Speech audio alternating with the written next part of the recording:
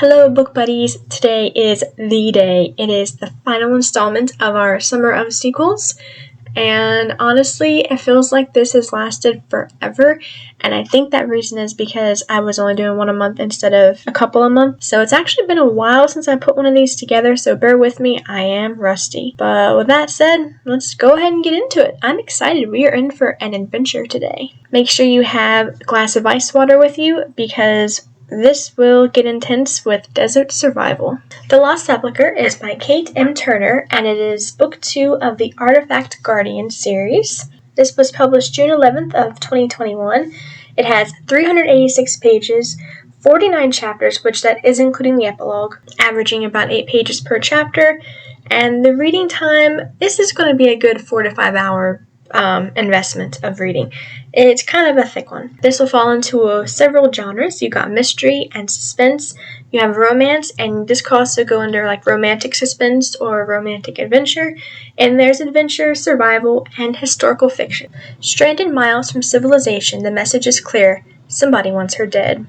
Abducted and left to die in the Sahara, archaeologist Leah Sterling wakes up not knowing why she's still alive. Leah's flame, archaeologist turned policeman Xander Harrison, is desperate to find his woman before the shadowy killer strikes again. As separated lovers each find themselves in a brutal race for survival. From a remnant of an ancient hieroglyphic text to whispers of a lost tomb in the Sinai Mountains, from the glistening waves of the Nile to the swaying saddle of a camel, Leah and Xander are thrown into a web of conspiracy, revenge, and deception.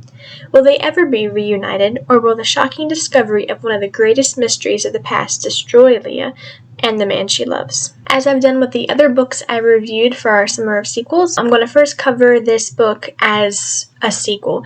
I think this was desperately needed for the series. Book 1, it was already really exciting, and it was just really on the edge of your seat, suspenseful, kept you reading. This continued, had the same momentum going, and even more so, really. It kept the hype going, reasonable gap of time between books. I love this addition to the series, and this is absolutely not a standalone. You must read book 1 first. The first topic I want to cover is the suspense/action/stamina. Oh my goodness, guys, this was a wild ride. The plot was moving all the time. There was so much in your face to be repetitive action and suspense. I mean, it was insane. And there were so many times I wondered, are they actually going to make it out of the situation? It was crazy, and it kept me reading all night. It's been a couple years since I read this, but the one thing that really sticks out to me about this book, thinking back, was the suspense and the plot twists, guys. Oh my goodness, there are just so many things you don't see coming. So I love that, and the stamina that I'll get into characters next, but the stamina that these characters have is unbelievable. It's crazy. Okay, getting into characters now. This author has a talent for bringing characters to life. They're just so well written. I'm so glad Emma was part of the story. We needed a comic relief during all this craziness. Leah and Xander, I hope I'm saying his name right. They were a great couple. Their story is so complex, and I love that. There's never a boring moment. The brother and sister duo were fantastic. The sister and Leah, I love their friendship, and the brother was something else, but he really added to the story. This is a desert survival story, and just being left stranded in the Sahara, no water, no anything, kind of combines with the stamina part and the characters. Just the determination and the grit, the lengths these guys went through to get to the next chapter was crazy. The only thing I will say, I needed more history aspects, time spent on the dig, and more artifacts and everything. There wasn't enough in there. I understand Leah was a little busy in this book. However, I needed more, definitely.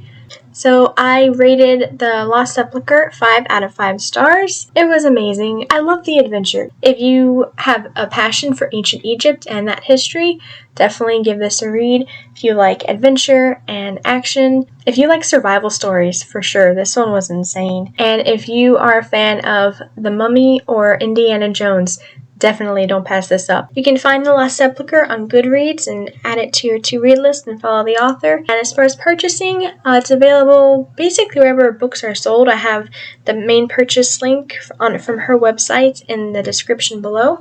if you want to check that out. And if you sign up for Cate's newsletter, there is a freebie short story, The Lakota Shrine. And that will do it, guys, for this review and for our Summer of Sequels. I really enjoyed this, had fun. I hope you guys enjoyed it as well. One super quick announcement, there will be an extra video at the end of this month, around the 28th or 29th, so be on the lookout for that.